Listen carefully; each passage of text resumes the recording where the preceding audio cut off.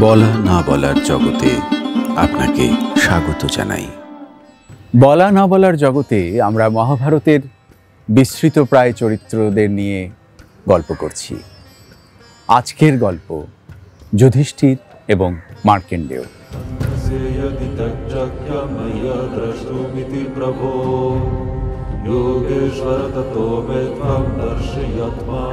অরণ্যবাসের সময় পাণ্ডবরা বিভিন্ন জঙ্গলে বিভিন্ন মুনি ঋষির আশ্রমে গিয়ে উপস্থিত হতেন। এমনিভাবে তারা মার্কেন্ডেয় ঋষির কাছে গিয়ে উপস্থিত হন। যুধিষ্ঠির তখন সেই ঋষিকে বলেন, আপনি আমাদের সৃষ্টির রহস্য বা সৃষ্টির সময়কার গল্প আমাদের বলুন। মার্কেন্ডেয় বলেন যে সত্যযুগ 4000 বছরের এবং তার সন্ধ্যা এবং সন্ধ্যাংশ 400 বছরের। তারপরে ত্রেতা যুগ 3000 বছরের, তার সন্ধ্যা এবং সন্ধ্যাংশ 300 বছরের। এরপরে দ্বাপর যুগ 2000 বছরের, তার সন্ধ্যা এবং সন্ধ্যাংশ 200 বছরের। এরপরে আসে কলিযুগ, যা 1000 বছরের এবং তার সন্ধ্যা এবং সন্ধ্যাংশ 100 বছর করে। এইভাবে 12,000 বছরে এক যুগ। ব্রহ্মার 1000 বছরে এক দিন এবং তারপরে 1000 বছরে তার রাত।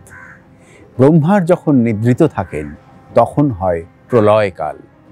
এইরকম প্রলয়কালে ঋষি মার্কেন্ডেয় সমুদ্রের জলে ভাসতে ভাসতে তিনি এসে এক জায়গায় পৌঁছন। সেখানে দেখেন একটি বটবৃক্ষের শাখার নিচে একটি অনিন্দ্য সুন্দর শিশু খেলা করছে। তার গায়ের রং অতসী ফুলের পাপড়ির মতো, তার বুকের উপর শ্রীবৎসের চিহ্ন। সেই শিশুটি ঋষি মার্কেন্ডেয়কে বললেন, তুমি পরিশ্রান্ত, তুমি আমার মধ্যে আশ্রয় লাভ করো। বলে তিনি তার মুখ হাঁ করলেন। ঋষি মার্কেন্ডেয় দেখতে পেলেন তার মুখের ভেতর সমগ্র জগৎ। তিনি সেখানে প্রবেশ করলেন এবং সেখানে আকাশ, বায়ু, রাষ্ট্র, নদী, চাঁদ, সূর্য সমস্ত কিছুই তার ভেতরে রয়েছে। এবং সেই জগতের মধ্যে ঋষি মার্কেন্ডেয় প্রায় 100 বছর বাস করলেন এবং কোথাও তার অন্ত খুঁজে পেলেন না। তারপর তিনি সেই শিশুটিকে বলেন যে আপনি আমাকে এবার আপনার এই মায়া থেকে মুক্ত করুন। তখন সেই শিশুটি আবার হাঁ করেন এবং বায়ু বেগে ঋষি মার্কেন্ডেয় তার মুখ থেকে বেরিয়ে আসেন। বেরিয়ে এসে দেখেন যে সেই শিশুটি সেই বটবৃক্ষের নিচে পরম আনন্দে বসে আছেন। তখন ঋষি মার্কেন্ডেয় কৃতাঞ্জলি পুটে তাকে জিজ্ঞাসা করেন যে আমি আপনার এই স্বরূপ এবং আপনার মায়া সম্বন্ধে জানতে চাই। তখন শিশুটি বলে যে এই জলের আরেক নাম আমি দিয়েছিলাম নারা, এবং এই প্রলয়ের সময় এই জলই আমার আশ্রয় বা অয়ন হয়, এই জন্য আমার নাম নারায়ণ। যখন ব্রহ্মা নিদ্রিত থাকেন তখন আমি শিশুরূপে এইখানে অবস্থান করি।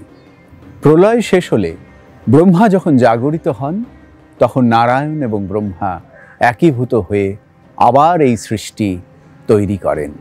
সেখানে আবার চাঁদ, সূর্য, নদী, পাহাড় সব কিছুই তৈরি হয়। যে মায়ার মধ্যে মার্কেন্ডেয় এতদিন ছিলেন সেই মায়াই তখন বাস্তবে পরিণত হয়।